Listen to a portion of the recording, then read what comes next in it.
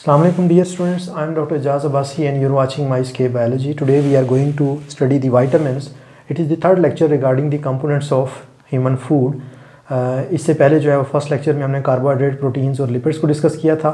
Second lecture में हमने जो है वो मिनरल्स, वाटर और डाइटरी फाइबर्स को हमने डिस्कस किया था। और आज जो थर्ड लेक्चर है इसमें हम जो है वो वाइटामिन्स को डिस्कस करेंगे।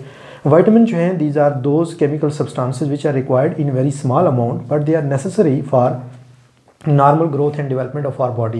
ये थोड़ी सी अमाउंट में रिक्वायर होते हैं लेकिन इनकी जो रिक्वायरमेंट है वो बहुत इंपॉर्टेंट है। अगर ये डेफिशिएंट होंगे तो उसकी वजह से बॉडी के अंदर कोई ना कोई जो है वो डिसऑर्डर या प्रॉब्लम जो है वो डेवलप हो जाती है। वाइटामिन्स को हम दो कैटेगरीज में डिवाइड कर लेते हैं, water soluble and fat soluble vitamins.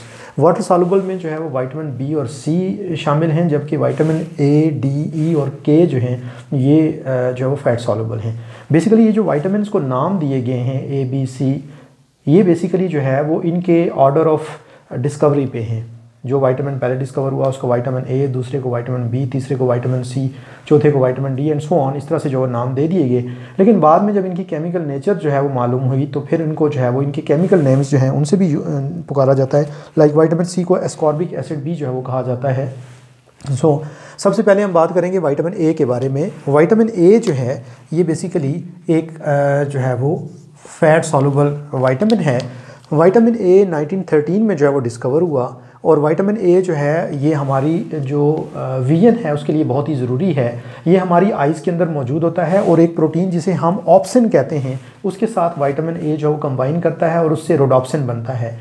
ये बेसिकली हमारी जो आई के अंदर लाइट सेंसिटिव लेयर है जिसको रेटिना कहते हैं। रेटिना के अंदर दो तरह के सेल्स होते हैं, एक जो रॉड्स और एक जो है वो कॉन्स होते हैं। कॉन्स तो जस्ट कलर को आइडेंटिफाई करने के लिए होते हैं, जबकि जो रॉड सेल्स हैं उनके अंदर ये मौजूद होता है और ऑप्सिन के साथ मिलके जो है वो रोडोप्सिन बनाता है। और जब लाइट पड़ती है रोडोप्सिन के ऊपर तो रोडोप्सिन जो है वो स्प्लिट होके तो फिर जो है वो दो कंपोनेंट्स में जो है वो डिवाइड हो जाता है। और जब लाइट नहीं पड़ रही होती तो फिर दोबारा ये दोनों कंपोनेंट मिलके दोबारा रोडोप्सिन जो है बना देते हैं। सो इस तरह से ये एक रिवर्सिबल प्रोसेस होता है और विटामिन ए जो है वो इसमें इन्वॉल्व होता है क्योंकि ये ऑप्सिन के साथ मिलके तो ये रोडोप्सिन जो बनाता है जो विजन के लिए बहुत ही ज़रूरी है।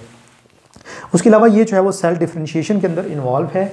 उसके अलावा बोन्स की ग्रोथ के लिए और जो इम्यून फंक्शन है उसकी प्रॉपर फंक्शनिंग के लिए जो विटामिन ए बहुत ही जो है वो इम्पॉर्टेंट है। वाइट ब्लड सेल्स जो हैं उनसे जो है वो उनके जो है वो जो प्रोसेसिंग है उसके अंदर ये इन्वॉल्व होता है।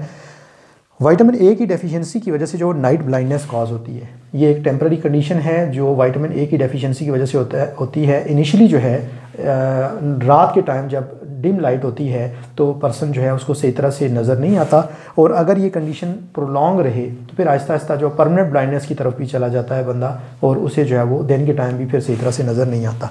उसके अलावा जो है विटामिन ए की डेफिशिएंसी की वजह से स्किन जो है वो ड्राई और स्केली हो जाती है और हेयर फॉलिकल्स जो है ये आपस में एक दूसरे के साथ प्लग्ड हो जाती हैं। हेयर फॉलिकल आपस में एक दूसरे के साथ जुड़ जाती हैं और उसकी वजह से जो है वो एक ड्राई टेक्सचर जो है वो डेवलप होता है स्किन का। ये भी विटामिन ए की डेफिशिएंसी की वजह से होता है। विटामिन ए हम कहाँ से ले सकते हैं? इसकी सोर्सेज जो है उसमें ग्रीन लीफी वेजिटेबल्स हैं, फ्रेश जो वेजिटेबल्स हैं उनके अंदर जो है विटामिन ए मौजूद होता है। उसके अलावा जो येलो ऑरेंज फ्रूट्स हैं उनके अंदर मौजूद होता है, फ़िश के अंदर मौजूद होता है, एग्स के अंदर मौजूद होता है, मिल्क, बटर और जो है वो लिवर के अंदर जो कलेजी है जानवरों की उसके अंदर जो है ये मौजूद होता है।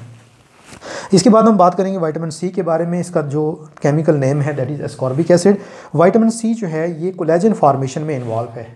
बोन्स और कार्टिलेजेस जो हमारी बॉडी के अंदर डेवलप होते हैं, उसके अलावा जितने भी कनेक्टिव टिश्यूज़ हैं तो उनके अंदर कोलेजन जो है कोलेजन प्रोटीन मैट्रिक्स के तौर पे काम करता है। बोन्स और कार्टिलेजेस में जो है वो बोन्स और कार्टिलेज सेल के अलावा जो एक मेजर मैस है वो कोलेजन प्रोटीन है और ये कोलेजन प्रोटीन जो है उसकी फॉर्मेशन के अंदर विटामिन सी इन्वॉल्व है। अगर विटामिन सी की डेफिशिएंसी होगी तो कोलेजन प्रॉपरली जो है वो नहीं बनेगा या अनस्टेबल बनेगा, जिसकी वजह से बोन्स और कार्टिलेजेस की जो ग्रोथ है वो इफेक्ट होगी। तो जब स्केलेटन जो है वो प्रॉपरली डेवलप नहीं होगी तो बाकी बॉडी जो है उसके लिए बहुत सारे मसाइल होंगे।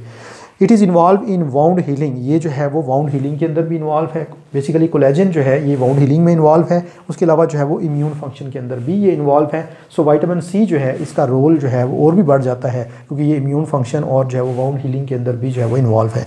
विटामिन सी की डेफिशिएंसी की वजह से जो एक डिजीज़ डेवलप होती है जिसको हम स्कर्वी कहते हैं। स्कर्वी जो है इसमें जो कोलेजन डेवलप होता है ये अनस्टेबल होता है, और इसके अनस्टेबल होने की वजह से जो हमारे मसल्स हैं वो वीक होते हैं।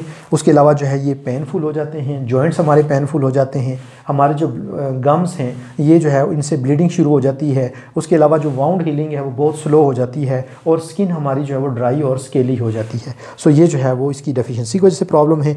विटामिन सी हम हासिल कर सकते हैं सिट्रस फ्रूट से। सिट्रस फ्रूट मीन्स ये जो ऑरेंजेस हैं, लेमन्स हैं, इनकी जितनी भी वैराइटीज़ हैं ये सारे जो है वो सिट्रस फैमिली के अंदर आते हैं। तो जो सिट्रस फैमिली के फ्रूट्स हैं, ऑरेंज, लेमन वगैरह, उनसे जो है वो हमें विटामिन सी मिलता है। उसके अलावा जो बाकी फ्रूट्स हैं उनके अंदर भी मौजूद होता है, लेकिन सिट्रस फैमिली के फ्रूट्स के अंदर विटामिन सी जो है वो ज़्यादा होता है। उसके अलावा जो लीफी ग्रीन वेजिटेबल्स हैं उनके अंदर ये मौजूद होता है, और जो है वो बीफ लीवर के अंदर भी मौजूद होता है।